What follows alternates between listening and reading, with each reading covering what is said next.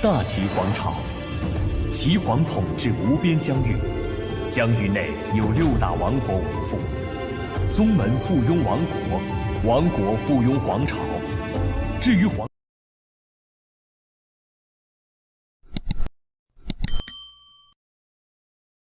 391-395. Wajah Lord Justice berubah saat ia menyerang dan memukul telapak tangannya di tengah serangan menyeluruh Wintian. Serangannya seperti kapak raksasa membelah gunung tanpa menunjukkan sedikit pun belas kasihan. Setiap serangannya keluar untuk nyawa Wintian, tetapi karena dia hanya menggunakan jurus pembunuhnya dan harus menghindari 3 jarum perak, dia telah menghabiskan banyak ki batinnya dan dengan demikian kekuatan serangannya berkurang. Untuk sesaat, keadilan sebenarnya berada di pihak yang kalah saat menghadapi serangan Wintian. Dengan 2 suara, Papa, telapak tangan Justice terhubung dengan ikat pinggang Wintian dan dengan aliran ki batinnya, ia merasakan telapak tangannya mati rasa. Sabuk Wintian sebenarnya berisi tipuan. Itu tampak seperti sutra tetapi bukan sutra. Itu tampak seperti emas tetapi juga bukan emas. Meskipun selembut kain biasa, kekuatan tariknya sangat tinggi dan mampu menyerap benturan dengan sangat baik. Serangan telapak tangan Justice yang kuat dengan mudah dinetralkan oleh sabuk lunak itu dan bahkan memantul padanya. Wintian sebenarnya menggunakan kekuatannya sendiri untuk melawannya.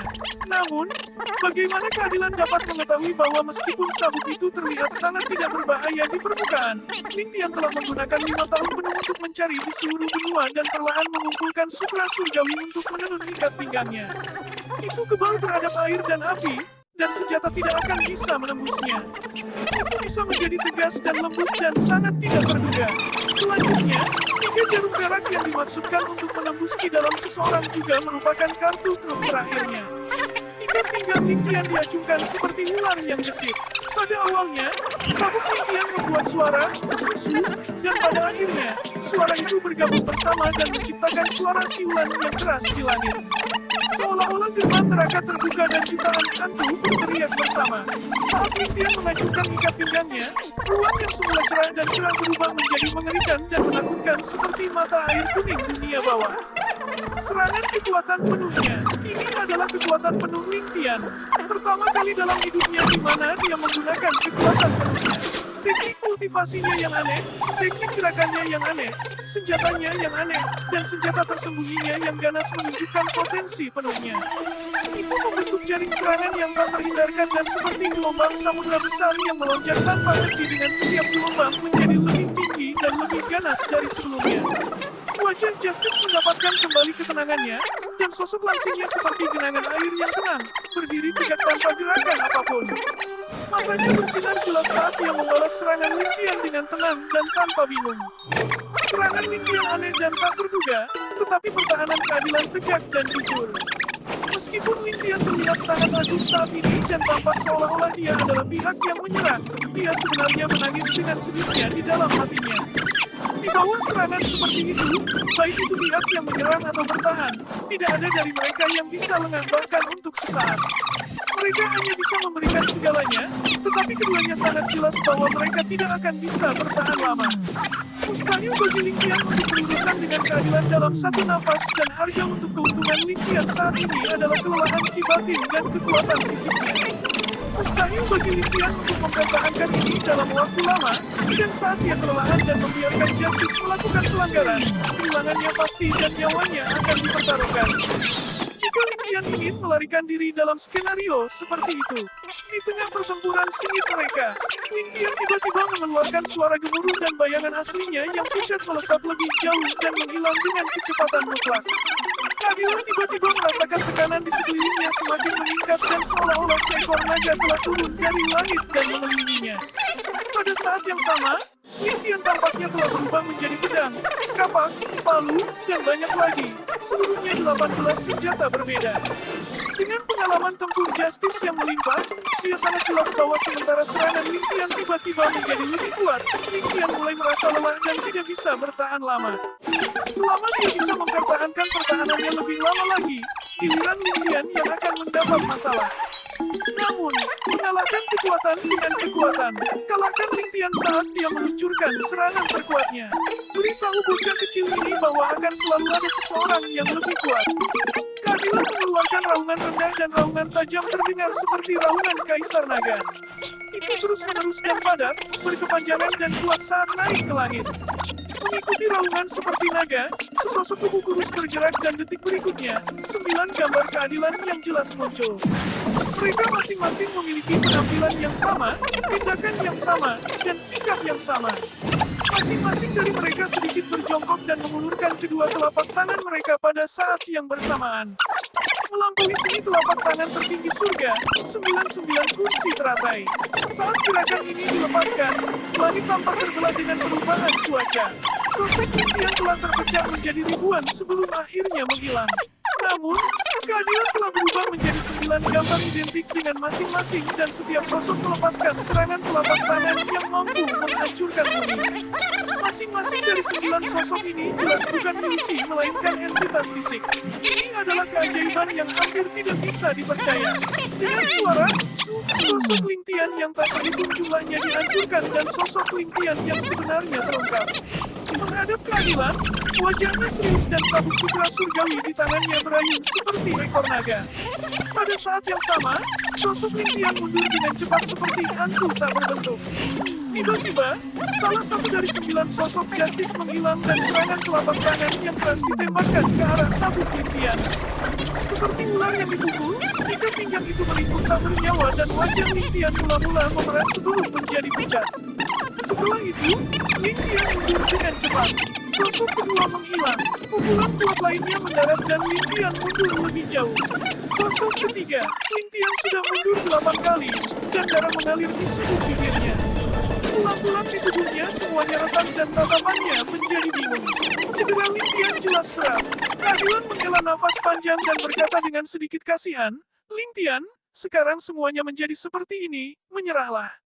Sosok terakhir tidak menghilang tetapi menyerbu ke arah Lingtian seperti bintang jatuh. Sebelum keadilan tiba, Lingtian sudah bisa merasakan tekanan dari serangan telapak tangan. Kekuatan serangan telapak tangan ini setidaknya 3 kali lipat dari 8 serangan sebelumnya. Serangan telapak tangan yang pasti membunuh. Lingtian menegakkan tubuhnya, dan matanya menjadi jernih. Lingtian telah sepenuhnya memahami perbedaan antara seni bela diri mereka dari pertempuran ini, dan saat berikutnya akan memutuskan apakah dia bisa mundur atau tidak. Jalan menuju kehidupan ditemukan dari kematian. Sosok Lingtian yang mundur tiba-tiba berhenti di udara dan dia mulai memutar kedua tangannya. Kemudian, dengan kekuatan ribuan kilogram, dia menembakkan telapak tangannya. Setelah Lingtian melepaskan serangan telapak tangannya, suhu di sekitarnya tiba-tiba melonjak dan semua tumbuhan di sekitar 50 kaki layu karena panas. Lingtian telah mengubah formula naga mengejutkan ilahi miliknya menjadi energi yang murni dan menyerang keadilan dengan pukulan mematikannya. Pada saat yang sama, mahkota emas yang mengikat rambut Lingtian hancur dengan bang, dan rambut hitam Lingtian berdiri tegak.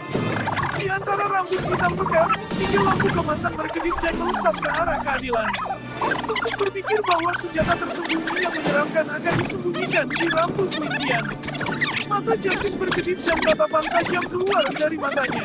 Dia telah menjaga kewaspadaannya terhadap senjata tersembunyi Lingtian yang banyak dan aneh dan sudah meninggalkan 30% dari kekuatannya untuk menghadapinya. Sosok Justice tiba-tiba berputar di udara dan topan yang kuat tercipta, menarik tumbuh-tumbuhan di sekitarnya dari akarnya saat mereka berputar di sekelilingnya secara protektif, membentuk penghalang tebal. Dalam topan yang kuat, belum lagi 3 jarum emas, bahkan jika ribuan lembing dilemparkan ke arahnya, mereka pasti tidak akan bisa menusuknya. Pada saat yang sama, telapak tangan Justice tidak berhenti dan melesat ke arah Lingtian. Dua serangan telapak tangannya jelas deras dan Justice dapat dengan jelas merasakan kibatin Lingtian yang membara. Namun, beberapa telapak tangan Justice berikutnya benar-benar meleset seolah-olah dia memukul udara dan tidak memiliki perlawanan sama sekali. Pada saat yang sama, suhu di sekitarnya tumbuh semakin tinggi seolah-olah Lingtian masih menyerang. Satu-satunya tujuan keadilan untuk menciptakan topan yang begitu kuat adalah untuk memblokir 3 lampu emas yang dikirim Lingtian. Keadilan yakin bahwa ketiga lampu emas itu pasti merupakan senjata tersembunyi yang menyeramkan yang dibuat khusus untuk menembus di dalam seorang ahli. Untuk seorang ahli seperti keadilan, dia selalu mempertimbangkan semua kemungkinan kerugian sebelum mempertimbangkan kesempatannya untuk menang. Namun, Justice merasa ada sesuatu yang sangat aneh pada saat ini. dan bahkan dengan karakternya yang mantap dia mulai kehilangan ketenangannya. Bersama dengan meningkatnya suhu lingkungannya dan fakta bahwa dia tidak tahu apa rencana Lintian, akhirnya keadilan mengungkapkan dirinya.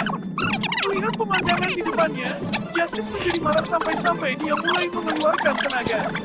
Lingkungannya benar-benar berubah menjadi lautan api. Alasan mengapa Lintian melarikan diri ke sini adalah karena tempat ini dipenuhi pohon pinus dan cemara. Kedua pohon itu kaya akan minyak dan sangat mudah terbakar.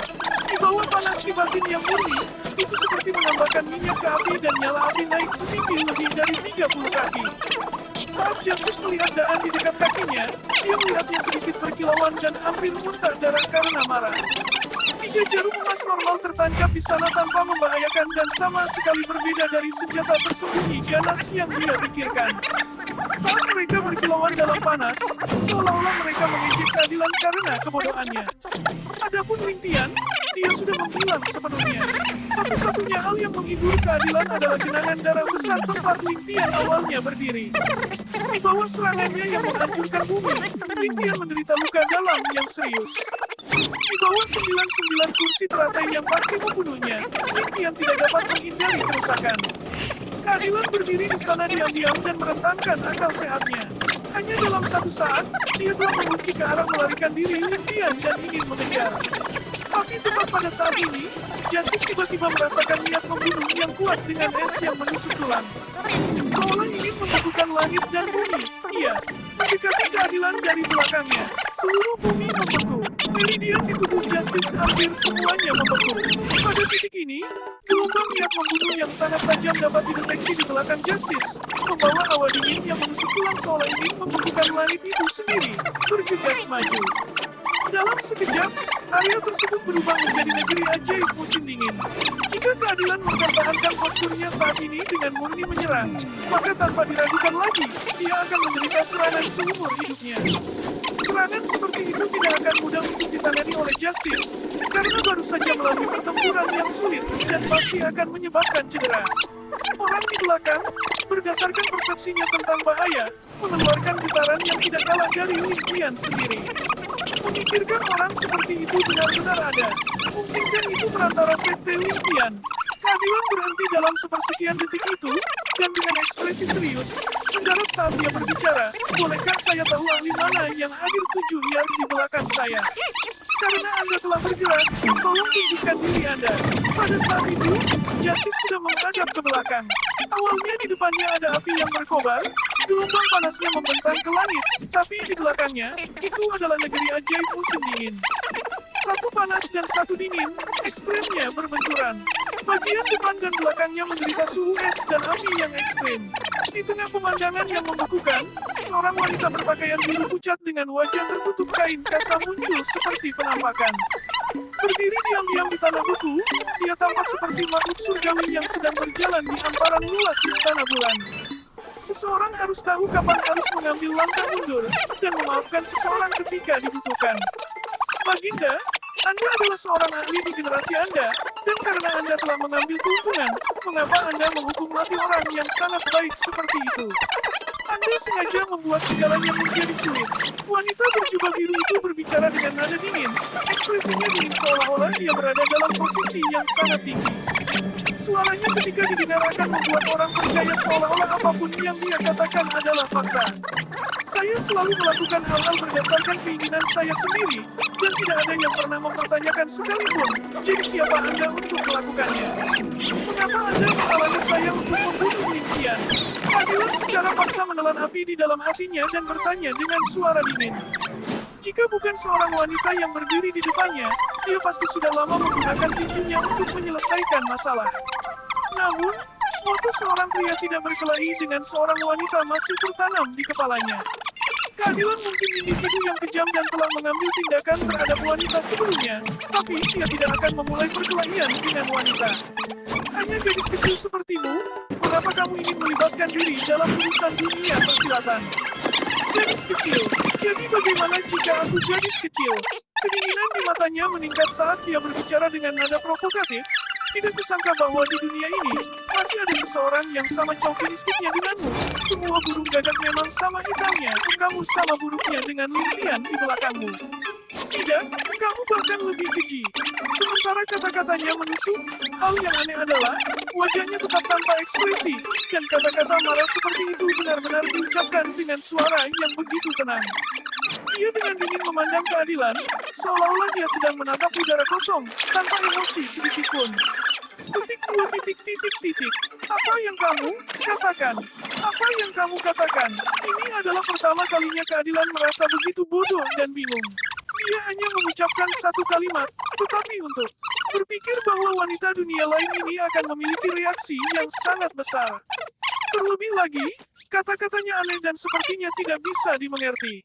Tetapi untuk berbicara demikian dengan ekspresi tanpa ekspresi, jelas bahwa kondisi mentalnya masih stabil seperti sebelumnya. Keadilan merasa seolah-olah sedang menghadapi situasi supranatural dengan paradoks yang dilihatnya. Orang aneh, keadilan hanya mendengus sebelum mengabaikan wanita tak terduga ini. Dia mengulurkan tangannya dan mendorong keluar, membuat jalan melalui bagian hutan yang masih menyala. Orang aneh, kamu benar-benar orang aneh. Apakah kamu masih akan mengejar impian? Gadis berbaju biru itu tiba-tiba bertanya. Dalam sekejap, ekspresinya tampak menjadi sangat dingin, dengan sedikit nada menggoda dalam suaranya. Jadi bagaimana jika aku? Jangan bilang bahwa kamu masih ingin menghentikanku, terlepas dari kekuatanmu saat ini.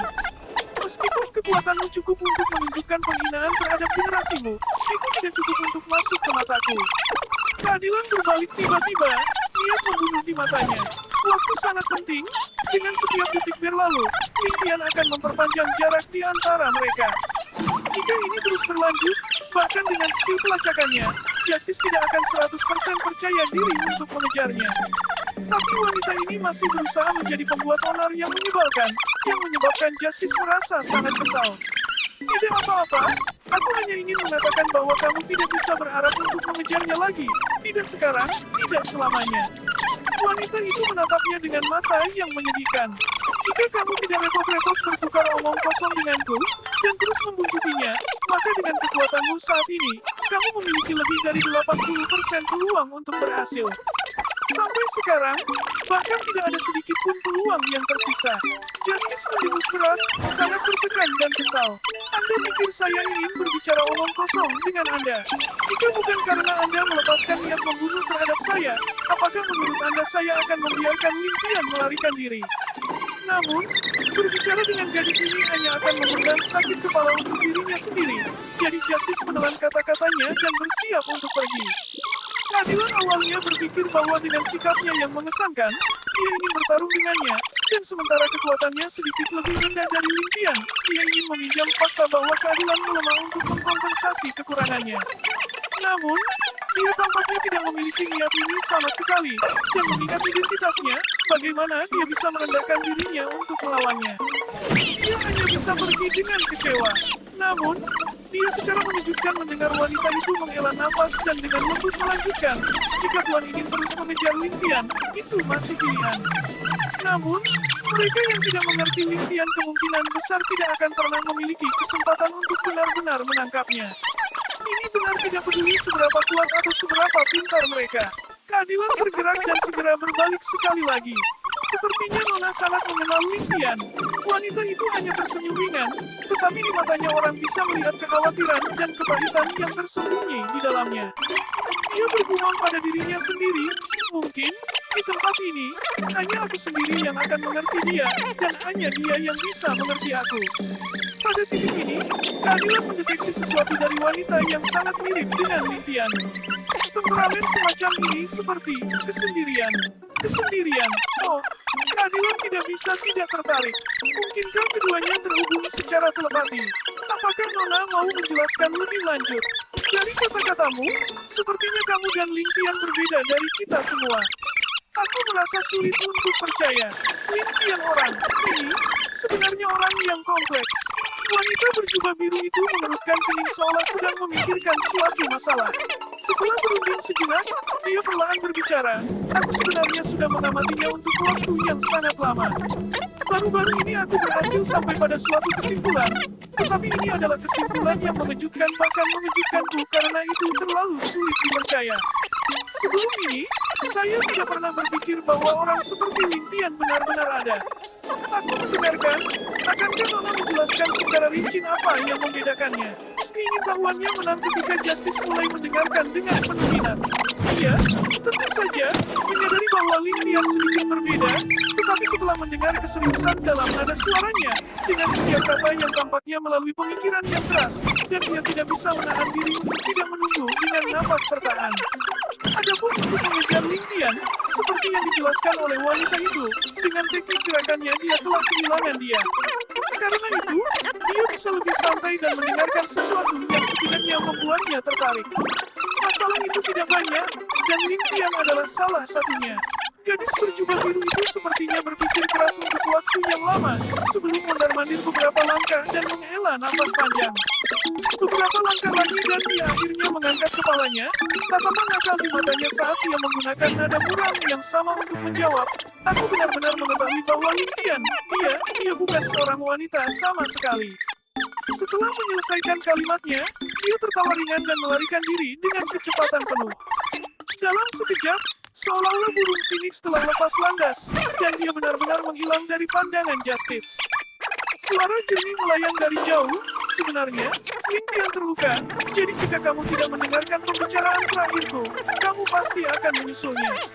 Sayang sekali sekarang, tidak pernah dalam mimpinya Justice berharap bahwa setelah menggantung kata-katanya selama setengah hari, apa yang dia dapatkan pada akhirnya adalah jawaban yang tidak masuk akal. Jika itu adalah Lintian yang normal, dia sudah lama kehilangan dia karena dia tidak akan tinggal lama. Tetapi Lintian hari ini telah terlibat pertempuran besar dengannya dan menderita luka yang parah. Dengan segala cara dia tidak akan melarikan diri, tetapi karena campur tangan gadis ini di sini, akan aneh jika Lintian tidak bisa melarikan diri. Keadilan yang awalnya tidak bingung mau tidak mau menjadi marah pada saat ini. Matanya menjadi gelap, dan dia hampir pingsan karena marah. Di bawah amarahnya yang ekstrim, dia bahkan lupa mengungkapkan amarahnya, hanya menatap kosong ke tempat yang sama untuk waktu yang lama. Sepertinya, dia benar-benar dibuat marah oleh gadis kecil itu. Api di belakangnya perlahan padam, dan es yang mengelilinginya juga dengan cepat mencair, memberi kesan kepada orang-orang bahwa apa yang baru saja terjadi hanyalah mimpi. Justice tiba-tiba teringat sesuatu saat dia tersentak dari lamunannya. Teknik gerakan terakhir yang gadis itu gunakan saat dia melarikan diri, bukankah itu keterampilan sempurna yang sama dari Lintian, perubahan Myriad of the Dragon? Ternyata mereka sebenarnya dari sekte yang sama. Keadilan melolong panjang karena marah, bangkit dan berlari menuju arah Lintian menghilang. Lintian, apakah kamu benar-benar berpikir kamu memiliki kemampuan untuk melarikan diri dari tanganku? Biarkan aku bertarung denganmu kalau begitu. Jika Anda melarikan diri ke surga, maka saya akan mengejar Anda ke Istana Cakrawala. Jika kamu melarikan diri melalui lautan, aku akan mengejarmu sampai kita mencapai Crystal Palace. Mulai hari ini, saya akan menggunakan metode pembunuh sejati untuk melawan Anda. Bukan hanya Anda yang mampu melakukan skema jahat, saya akan membiarkan Anda memahami apa yang sebenarnya dimaksud dengan seseorang di atas yang lain. Surga di atas langit. Saya mengerti, saya membunuh. Saat Lintian terus bermain petak umpet dengan Justice, Linjian dan yang lainnya membawa niat membunuh yang sangat dingin saat mereka menyusup ke ibu kota Wei Utara, bertemu dengan kelompok intelijen yang ditempatkan di sana. Tentu saja, mereka ada di sini sebagai identitas lain, pavilion pertama yang misterius dan menakutkan.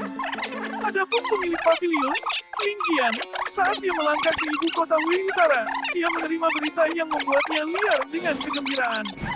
Ini adalah surat pribadi yang dibuat oleh Lin Chen. Di dalamnya ada surat yang Lintian telah arahkan Ling Tirti untuk menulis dan memberikannya kepadanya. Isinya adalah, musnahkan keluarga Kekaisaran Wei Utara, dan lempar keluarga Yu ke dalam kekacauan. Bangsawan muda aman. Bahkan sebelum dia melihat isi surat itu, Lintian berteriak kegirangan saat melihat tulisan di atasnya. Dibandingkan dengan isi surat itu, Lintian lebih mengkhawatirkan keselamatan bangsawan mudanya. Sejak Lintian memulai pengejaran kucing dan tikusnya dengan Justice, mereka tidak memiliki satupun berita tentang Lintian. Meskipun tidak memiliki berita adalah kabar baik, Lintian tidak bisa tidak merasa cemas.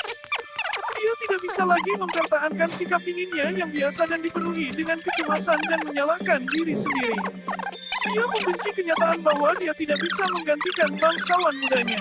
Beberapa hari ini terasa seperti bertahun-tahun baginya, dan emosinya menjadi semakin tidak stabil. Bahkan saudara laki-lakinya dari paviliun pertama semuanya dibungkam oleh ketakutan mereka dalam beberapa hari terakhir. Sekarang setelah dia akhirnya menerima surat pribadi Ling Qian yang membuktikan keselamatan Ling Qian merasakan gelombang kegembiraan dan hampir menangis di tempat. Mendengar seruan kegembiraan Ling Qian, semua orang tercengang.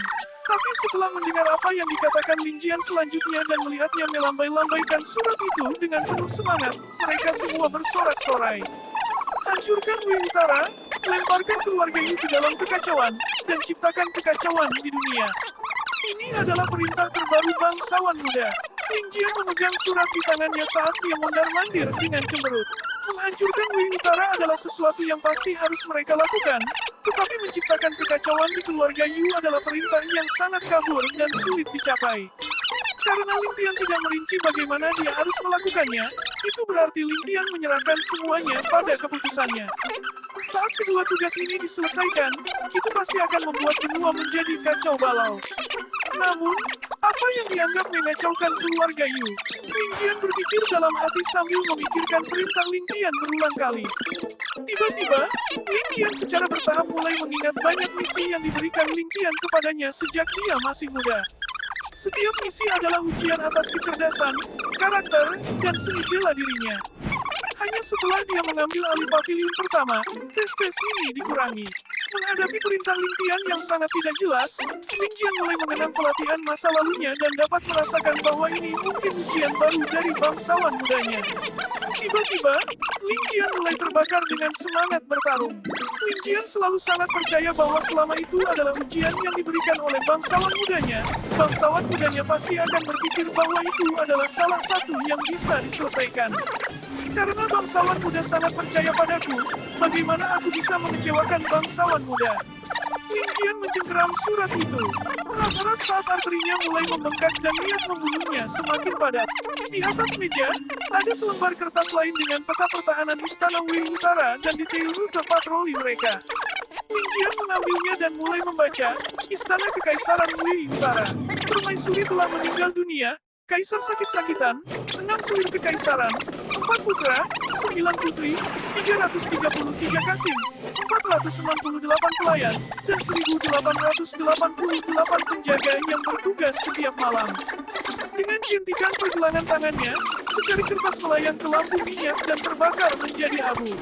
Di bawah pancaran api yang menyala, wajah Ling Qian berubah menjadi tatapan ganas saat dia membunuh yang pekat terpancar dari tubuhnya.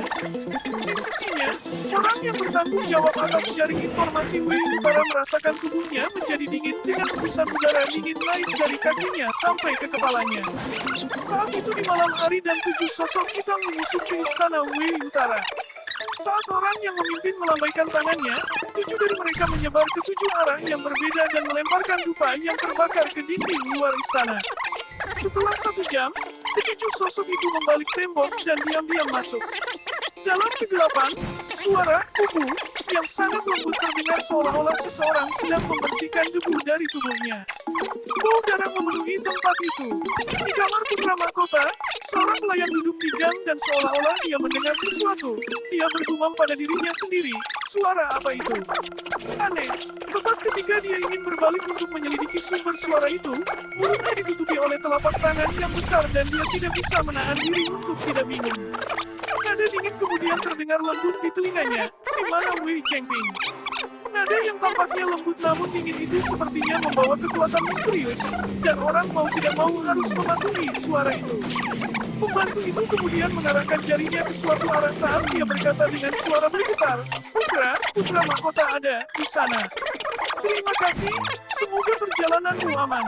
Telapak tangan besar itu kemudian berputar dan suara renyah bisa terdengar. Setelah itu, leher pelayan itu patah. Sosok seperti hantu kemudian muncul di belakangnya dan bergumam, maaf, tapi kamu seharusnya tidak bekerja di istana Wei Utara. Ini satu-satunya kesalahanmu. Meskipun mungkin karena kamu tidak punya pilihan, aku tidak punya pilihan selain membunuhmu. Setelah meletakkan mayat pelayan di lantai, sosok hitam itu melanjutkan perjalanannya ke istana. Sepanjang jalan, lusinan pelayan dan penjaga telah jatuh di bawah tangannya dan menjadi genangan darah mereka sendiri. Alarm kemudian terdengar dari mana-mana saat keributan terjadi di seluruh istana. Pada saat yang sama, banyak orang berteriak sekuat tenaga, "Pembunuh! Pembunuh telah menyusup ke istana! Penjaga, teman-teman, lindungi Kaisar, lindungi Permaisuri!" Ah, ini Kapten Wei. Ada mayat di mana-mana, kemana semua penjaga pergi? Lindungi Kaisar. Petik 2 titik titik titik petik 2. Petik 2 titik titik titik petik 2. Setelah itu, jeritan sengsara terdengar satu demi satu tanpa celah di antara mereka. Bisa dipahami seberapa cepat pembunuh itu membunuh dan betapa kejamnya dia. Mereka akhirnya ditemukan. Ketujuh dari mereka tidak pernah bermaksud untuk memusnahkan istana Wei Utara secara rahasia. Bahkan jika obat penenang yang dibuat oleh bangsawan muda mereka bersifat tirani, tidak mungkin melumpuhkan semua orang di istana. Sekarang setelah mereka akhirnya ditemukan, mereka bertujuh merasa seolah-olah beban telah diangkat dari pundak mereka dan mereka akhirnya dapat melakukan pembantaian tanpa menahan apapun. Terlebih lagi, pertempuran ini adalah untuk membangun Power Pavilion pertama. Dengan demikian, mereka bertujuh menjadi semakin bersemangat saat mereka membunuh. Sejak kehilangan besar mereka, semua ahli keluarga Sui yang telah menyembunyikan diri di dalam istana Wei Utara telah menghilang sepenuhnya. Sejak awal, identitas mereka disembunyikan dengan sangat baik, dan mereka secara alami tidak dapat ditemukan ketika mereka menghilang. Tetapi karena seni bela diri mereka yang luar biasa, semua posisi awal mereka sangat penting dan dapat dibayangkan seberapa besar dampak kepergian mereka terhadap pertahanan istana Wei Utara. Jadi, istana Wei Utara seperti halaman kosong bagi Lin Jian dan yang lainnya. Tidak ada orang yang bisa melawan mereka. Mengetahui bahwa ada sejumlah besar pembunuh yang kuat melepaskan pembantaian di istana, Wei Chengqing bersembunyi di bawah selimutnya dengan gemetar saat dia berteriak, "Keluar! Kalian semua cepat tangkap para pembunuh, dan aku pasti akan memastikan kekayaan." Dalam menghadapi musuh, kalian semua hanya tahu cara bersembunyi seperti kura-kura. Kalian bahkan lebih buruk dari anjing-anjing yang kupelihara. Jika kalian tidak bisa memblokir para pembunuh, kalian semua bisa pergi dan mati. Para penjaga di sekitarnya menundukkan kepala karena rasa bersalah dengan wajah pucat dan ketakutan di mata mereka. Jeritan sengsara sesama penjaga yang sekarat di luar seperti batu besar yang membebani dada mereka. Mereka juga manusia dan juga akan merasa takut terhadap hal yang tidak diketahui. Jadi, Wei Chengqing akhirnya menyerah di bawah tekanan dan dia melompat dengan cambuk yang tergenggam kuat di tangannya. Sambil mencambuk wajah pengawalnya, dia mulai berteriak dengan mudah keterbangan di mana-mana. Para pembunuh telah menemukan jalan mereka. Apa gunanya kalian semua mengebukku seperti itu? Sekelompok sampah, keluarlah. Bunuh mereka, bunuh mereka, bunuh mereka. Apa yang harus ditakutkan? Tepat ketika dia berteriak sekuat tenaga, ledakan keras terdengar dan pintu kamarnya meledak berkeping-keping. Sosok berpakaian hitam memegang pedang lalu masuk dengan tenang dengan darah menetes dari pedangnya. Meskipun hanya satu orang, ini seperti setan dari neraka dan mereka semua hanya bisa merasakan satu hal, kematian. Saat sosok berpakaian hitam ini masuk, suhu tempat turun seolah-olah dia membawa angin dingin dari neraka. Setiap orang yang hadir merasa seolah-olah mereka tiba-tiba berada di musim dingin ketika hawa dingin menjalar di punggung mereka. Kemudian, mereka melihat jiwa kematian di depan mereka menunjukkan senyum jahat di wajahnya. Ketika beberapa penjaga melihat sosok berpakaian hitam masuk, mereka tertegun sejenak sebelum mengeluarkan raungan terpadu dan menyerangnya sambil mengacungkan pedang mereka. Tatapan dingin melintas melewati mata sosok berpakaian hitam itu dan dia melambaikan tangannya. Kemudian, semua orang menyaksikan kemegahan yang cemerlang dan mereka semua diselimuti oleh cahaya pedang. Bahkan sebelum mereka bisa melihat aksi sosok berpakaian hitam itu, semuanya telah berakhir. Sosok berpakaian hitam memegang pedangnya dan berdiri di sana seolah-olah tidak terjadi apa-apa. Beberapa penjaga yang menyerang ke depan tampaknya telah membeku di udara sebelum mereka tiba-tiba jatuh tak bernyawa ke tanah. Saat tubuh mereka menyentuh tanah, mayat mereka semua terpotong-potong. Pedang secepat kilat itu telah menuai sisa hidup mereka dan memotong-motong mereka menjadi berkeping-keping. Sosok berpakaian hitam memegang pedangnya dan berjalan ke depan dengan tenang. Saat lebih dari 100 penjaga melihat darah rekan mereka menetes dari pedangnya, mereka semua ketakutan dan mundur beberapa langkah. Meskipun lebih dari 100 dari mereka hadir, Tidak satupun dari mereka yang berani memintanya untuk berhenti. Sosok berpakaian hitam Dewa Kematian mengangkat kepalanya perlahan saat tatapan sinisnya menyapu wajah semua orang yang hadir seolah-olah dia sedang menatap sekelompok mayat tak bernyawa.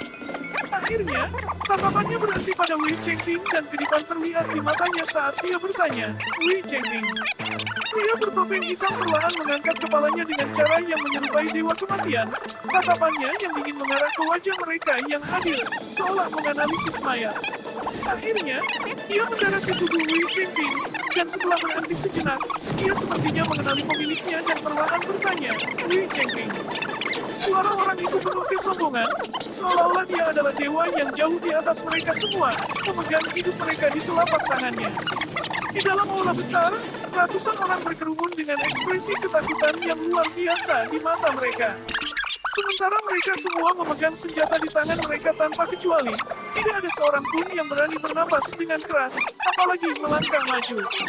Di bawah tekanan pria berjubah hitam bertopeng, mereka semua tampaknya telah berubah menjadi domba kecil yang jinak. Kamu?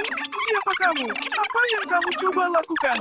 Wei Chengping masih menjadi putra mahkota suatu bangsa, jadi saat dia ketakutan, dia secara sadar mengendalikan nada suaranya, memasang front yang keras. Namun, tubuhnya mengkhianatinya dengan menggigil terus-menerus, tidak mampu mengendalikan retretnya. Pedang di tangan pria bertopeng itu bergetar, dan tetes darah terakhir di atasnya terguncang, terbang dengan kecepatan tinggi dan memercik ke wajah Wei Chengping. Aroma darah hampir membuatnya muntah, tapi kemudian dia mendengar pria bertopeng itu dengan dingin berkata, Wei Chengping, awalnya aku mengira kamu adalah orang yang cakap, tapi untuk berpikir bahwa kamu akan mengajukan pertanyaan yang kekanak-kanakan. Setelah melakukan sesuatu yang Anda tidak boleh, Anda tentu saja akan mendapat pembalasan. Menyinggung seseorang yang Anda tidak mampu untuk menyinggung juga akan memiliki konsekuensi yang sama. Hari ini adalah hari kiamat Anda, tetapi sebelum itu, izinkan saya memberitahu Anda kabar baik. Petik 2. Jeritan dari luar mulai mengintensifkan, diikuti oleh jeritan keras. Itu dia membunuh Kaisar. Kaisar telah dikirim ke surga. Yang mulia, Kaisar telah mati. Tangkap mereka, tangkap para pembunuh. Itu selirnya, preman ini. Dia sebenarnya. Teriakan lain terdengar, dan jelas pembicara sebelumnya juga mengikuti tuannya dalam perjalanan abadi. Kamu dengar itu? Bukan. Ayahmu sudah meninggal, yang berarti kamu adalah Raja Wei Utara sekarang. Ini adalah sesuatu yang kamu harapkan, jadi apakah kamu bahagia? Nada yang digunakan oleh pria bertopeng itu seperti kucing bermain dengan tikus. Apa? Orang macam apa kamu ini? Kenapa kamu harus melakukan ini pada kami? Siapa yang menginstruksikanmu? Sekarang setelah ayah kekaisaranku meninggal, aku adalah Raja Wei Utara. Tidak peduli apapun kondisimu, saya bisa berjanji untuk memenuhinya. Di bawah tekanan yang ekstrim, Wei Chengping secara ajaib menjadi lebih tenang. Keputusasaan di matanya menghilang untuk membentuk secercah harapan. Apakah dia bisa membujuk penyerangnya? Jawabannya pasti tidak. Kehidupan orang-orang di dunia ada di tangan kita. Pavilion pertama di bawah langit itu sendiri. Pria bertopeng perlahan melafalkan sinar dingin di matanya. Kata-katamu terlalu kekanak-kanakan dan terlalu menggelikan. Biarkan aku memberitahumu ini. Kamu, Raja Baru, adalah target sebenarnya dari misi kita kali ini. Bersiaplah untuk memasuki mata air kuning, Wei Chengping. Nama pavilion pertama akan digunakan kematian seluruh Wei Utara Anda untuk sekali lagi mengguncang tanah. Cara yang terakhir berbicara dapat diringkas dalam dua kata, kematian pasti. Istana, Kekaisaran Wei Utara berubah menjadi lautan api di malam hari, mengamuk selama 3 hari berturut-turut. Semuanya berubah menjadi abu. Pada hari pertama istana terbakar, api melonjak lebih dari 10 kaki ke udara. Gelombang panas memancar dari sumbernya saat bau mayat yang terbakar menyebar ke beberapa ratus mil di sekitar area. Dari hampir 3.000 orang di istana kekaisaran, mereka yang cukup beruntung untuk bertahan hidup berjumlah kurang dari 500 orang. Dari mereka yang memiliki garis keturunan keluarga kekaisaran, tidak ada yang tersisa. Putra mahkota Wei Chengping dipotong-potong dari semua anggota tubuhnya dan dibiarkan telanjang di depan gerbang kota. Tidak ada satupun kulit yang tersisa utuh. Orang-orang yang menjalankan rencana ini semuanya kejam sampai membuat warga terkejut. Reputasi pavilion pertama menyebar ke seluruh benua bintang surgawi sekali lagi, bahkan mungkin ke semua yang ada di bawah langit. Semua orang gemetar ketakutan saat mendengar grup ini beraksi sekali lagi setelah bersembunyi selama setahun. Terlebih lagi, dengan pintu masuk yang menghancurkan bumi. Di bawah pedang tajam mereka, hegemon seperti Wei Utara sebenarnya tidak memiliki perlawanan sama sekali, dan benar-benar tersingkir. Kekuatan macam apa ini? Pada saat yang sama, desas-desus menyebar ke seluruh benua bahwa ini adalah rencana keluarga nomor 1 di Wei Utara. Keluarga Yu menyewa pavilion pertama untuk memusnahkan mereka sehingga mendominasi wilayah dan benua. Beberapa rumor berbicara alih-alih air angin surgawi mempekerjakan orang-orang di pavilion pertama untuk mengambil tindakan, untuk menghapus dukungan dari keluarga Yu, untuk mengerahkan pasukan mereka ke bintang surgawi.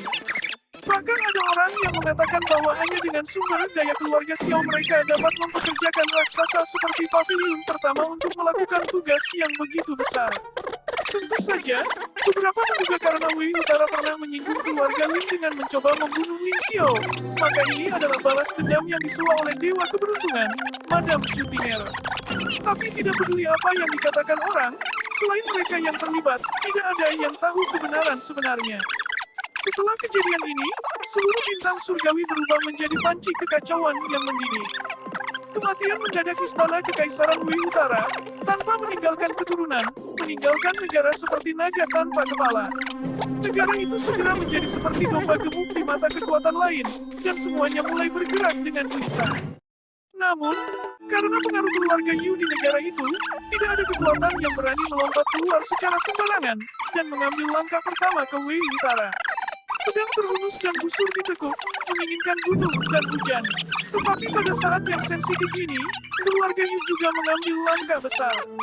Hanya setelah dua tetua keluarga Yu memasuki bantalan langit, Yu Mantang mengetahui tentang operasi keluarga Yu. Itu sebenarnya untuk membantu putrinya sendiri untuk menegaskan pertunangan pernikahannya. Satu-satunya masalah adalah bahwa pengantin pria pasti akan mati. Dan untuk orang tuanya sendiri, mereka sebenarnya tidak tahu apa-apa selama ini. Hal ini menyebabkan dia menjadi marah, dan orang yang paling jujur di keluarga Yu akhirnya mengungkapkan sedikit kemarahannya. Keluarga Yu, di pavilion pegunungan pengarah. Kakak, aku ingin tahu, ada apa dengan pernikahan Minion ini? Yu Mantang bergegas ke tempat kejadian, meninggalkan para penjaga yang berteriak saat dia muncul di depan Yuman Lou seperti angin puyuh. Aku ayah Minion, bagaimana mungkin aku tidak tahu apa-apa tentang pernikahannya?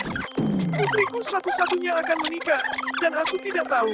Kamu berutang jawaban padaku. Impian tidak buruk, dan selain itu, bukankah dia menantu yang telah kamu pilih sendiri? Apakah salah bagiku untuk membuat keputusan atas nama Yaner? Jangan bilang bahwa kamu ingin menolak pernikahan ini karena Lintian dikejar oleh pemilik Martial Order Medallion, keadilan. Yumen Lou perlahan mengangkat kepalanya, menghadap kakaknya. Pavilion penunjuk bela diri adalah tanah suci klan kami, dan tanpa izin saya, tidak ada yang diizinkan masuk atas kemauan sendiri. Karena Anda menerobos masuk hari ini, bagaimana Anda harus dihukum? Kakak, orang yang terus terang tidak menggunakan sindiran. Sejak kamu menangani masalah Yubinian, kamu bersembunyi di pavilion penunjuk bela diri. Bukankah itu hanya untuk menghindari pertanyaanku?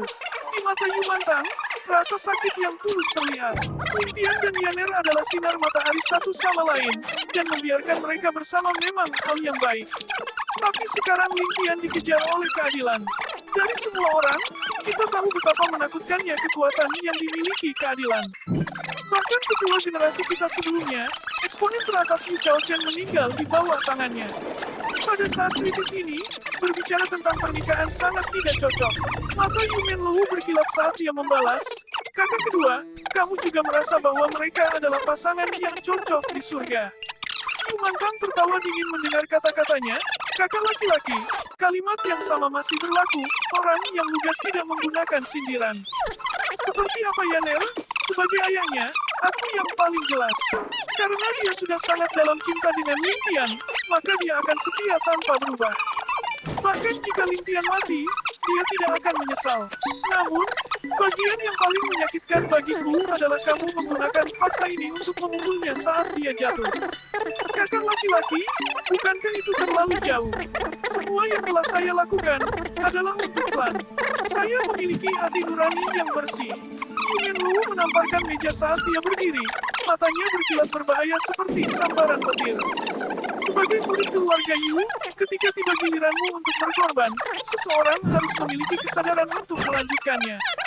Jika seseorang terus berpegang pada perasaannya, maka perasaan itu tidak akan pernah menjadi sesuatu yang besar. Kakak kedua, saya sudah mengatakan ini berkali-kali. Jika Anda terus dipengaruhi oleh perasaan Anda, maka itu akan memengaruhi fondasi 1000 tahun keluarga Yu saya. Jika berpegang pada perasaan kekeluargaan tidak bisa menjadi sesuatu yang besar, maka apakah memutuskan semua ikatan memastikan bahwa seseorang dapat mendominasi dunia? Yu Mantang menolak untuk mengalah. Kakak, beberapa tahun ini, di bawah sudut pandangmu, kami di keluarga Yu terus mengorbankan dan mencekik banyak jenius keluarga Yu kami. Jangan bilang, kamu tidak merasakan sakit hati. Keinginan leluhur kita adalah untuk terus meneruskan warisan kita bahkan ke masa depan, dan tidak meminta kita untuk mendominasi dunia. Kakak laki-laki, apakah kamu benar-benar memiliki hati nurani yang bersih? Di masa-masa sulit ini, jika seseorang tidak menggunakan metode berdarah dingin untuk menyatukan dunia dan terus bertahan, lalu apa gunanya? Itu akan menjadi lelucon. Yumen Wu meletakkan tangannya di belakang punggungnya, menatap lurus ke arah Yumen Tang. Seorang pria harus berusaha untuk menjadi mengesankan dan menginspirasi seumur hidupnya. Surga telah memberi saya kesempatan untuk menyatukan dunia. Jika saya menolak takdir saya untuk berdiri di puncak semua kekuatan, bukankah aku akan hidup sia-sia? Sama seperti selai rumput atau pohon, aku memiliki hati nurani yang bersih. Aku tidak merasa bersalah. Memanggil angin dan awan dengan telapak tangan ke atas, dan memanggil hujan dan salju dengan telapak tangan ke bawah. Untuk memungkinkan perayaan universal saat Anda bahagia, dan menyebabkan puluhan ribu mayat saat seseorang marah. Ambisi, energi, aliran darah. Mengapa saya harus menyesal? Mengapa saya harus merasa bersalah? Para pemenang dinobatkan sebagai raja yang kalah di fitnah. Untuk mencapai tujuan mulia seperti itu, apa saja metode curang? Yumen Wu tiba-tiba berbalik dan menunjuk ke pemandangan pegunungan yang indah di belakangnya. Ekspresi ganas di wajahnya saat dia berkata, "Apa yang kamu lihat?" Pegunungan yang terlihat seperti karya seni. Kakak kedua, jika seseorang dapat menginjak-injak semua gunung kuno ini di bawah langkah kaki seseorang, menyebabkan mereka menundukkan kepala, apalagi yang diinginkan seseorang dengan hidup mereka. Mata Yumen Wu berkilat seperti kilat dalam badai saat dia melanjutkan.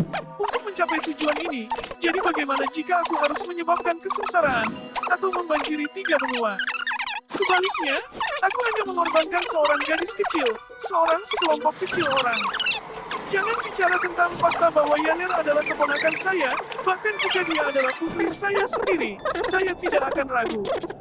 Saya sudah lama melakukannya, mengorbankan beberapa untuk mendapatkan keuntungan besar, sepadan, itu terlalu berharga.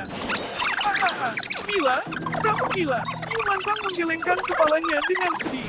Kakak laki-laki yang dia hormati sepanjang hidupnya tiba-tiba tampak begitu asing baginya.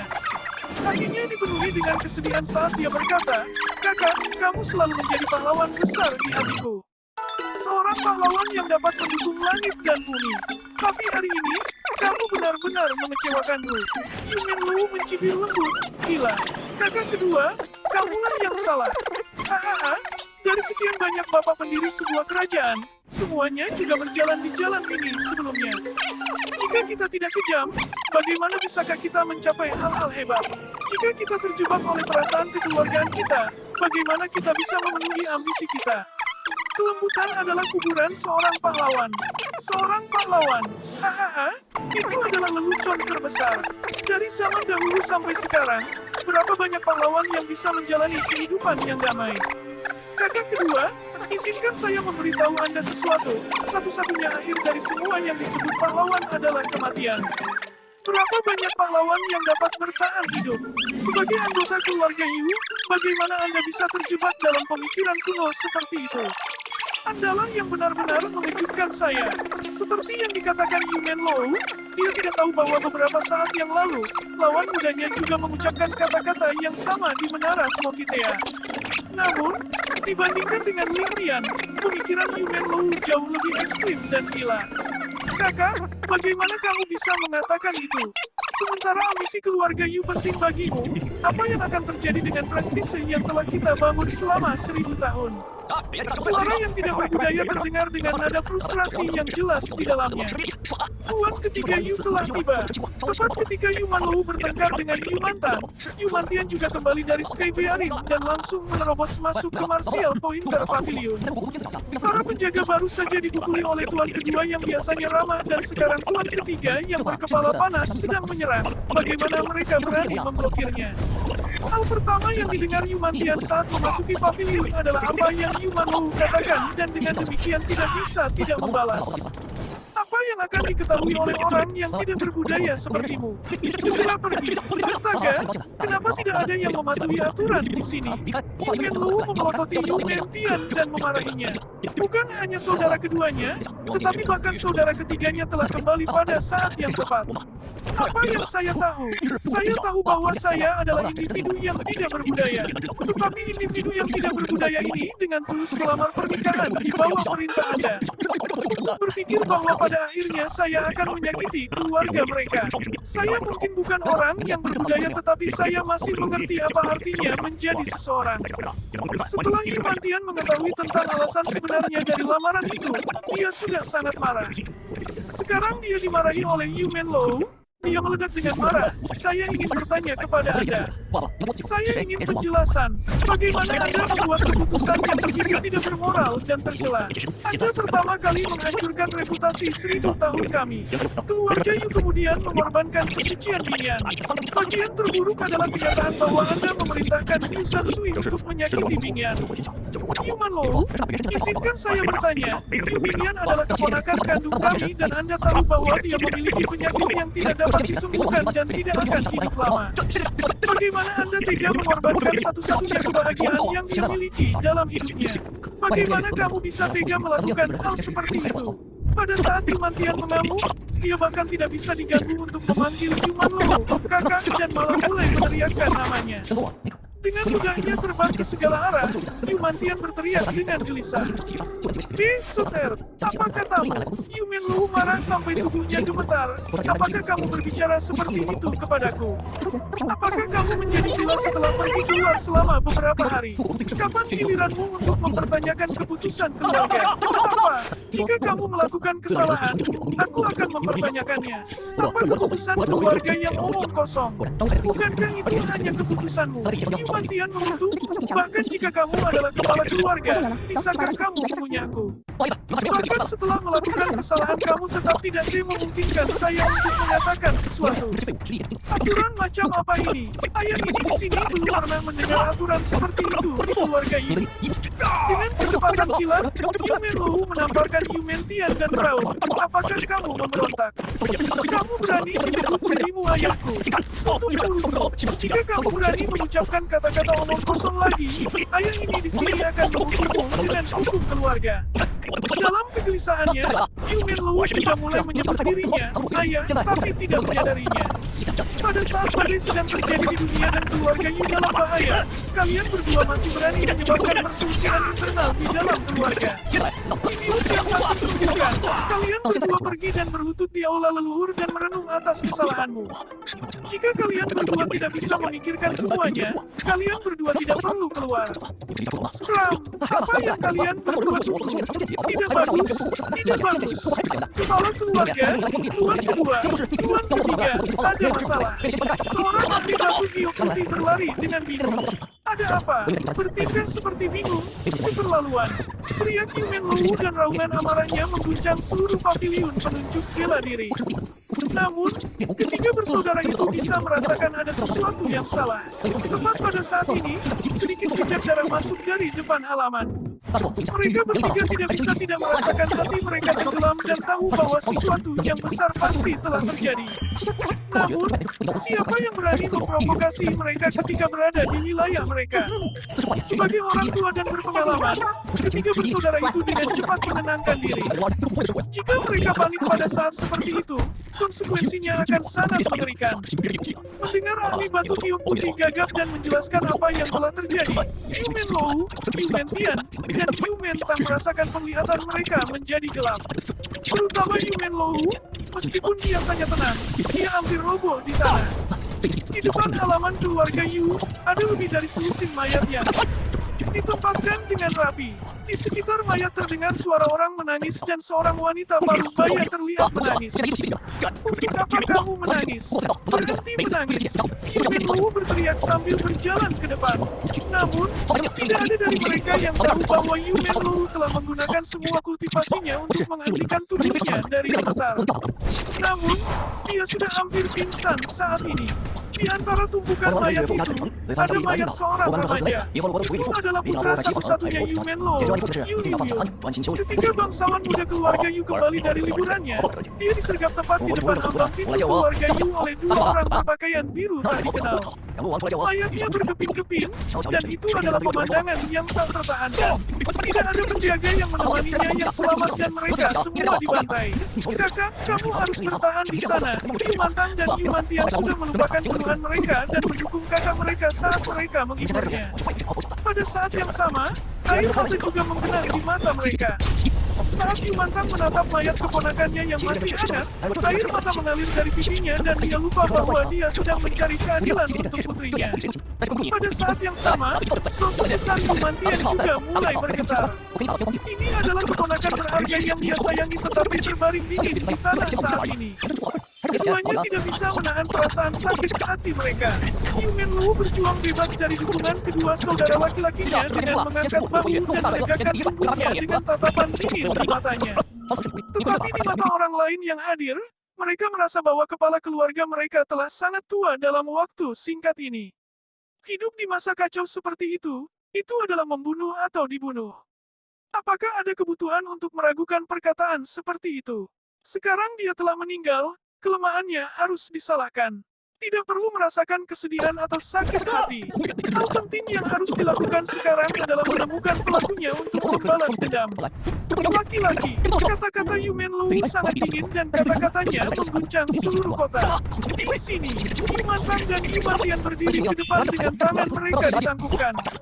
Meskipun mereka tidak puas dengan kakak laki-laki mereka sebelumnya, ketika keluarga Yu mereka menghadapi masalah, bagaimanapun juga mereka masih bersaudara. Tidak peduli keluhan yang mereka rasakan, itu harus menunggu sampai badai berakhir. Yu Mantang hanya memiliki Binian dan Yu Mantian tidak memiliki keluarga. Mereka sudah lama memperlakukan putra kakak laki-laki mereka sebagai anak mereka sendiri. Sekarang Yu Liuyu dibunuh dengan kejam. Tidak ada bedanya dengan putra mereka sendiri yang dibunuh.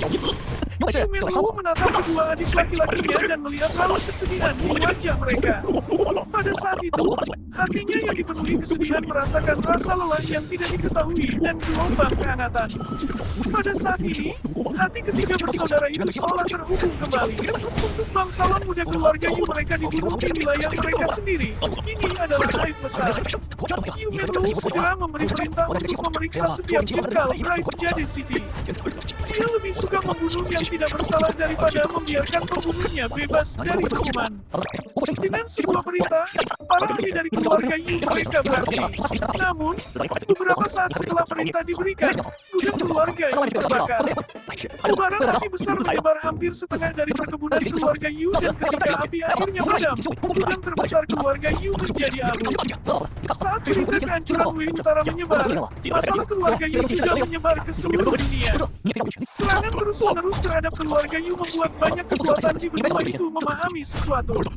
Seolah-olah musuh keluarga Yu yang tidak muncul selama 1000 tahun akhirnya muncul. Selain itu, mereka dengan kejam melancarkan serangan mereka ke keluarga Yu. Dengan kekuatan keluarga Yu tersebar tipis dan lebih dari setengah dari pasukan mereka di Skyclaring. Tidak diragukan lagi ini adalah waktu terbaik untuk mengambil tindakan. Semua orang tahu bahwa keluarga Yu yang berusia 1000 tahun adalah lawan terbesar dalam perang untuk hegemoni. Saat perang pecah, keluarga Yu akan memiliki peluang terbesar untuk menguasai dunia. Jadi, sementara berbagai keluarga tampak sangat hormat di permukaan, mereka dengan cepat bergerak ketika mereka menerima berita tentang keluarga Yu yang menjadi sasaran kepala dari berbagai kekuatan. Semuanya adalah karakter yang ambisius dan pasti tidak akan menundukkan kepala di depan siapapun.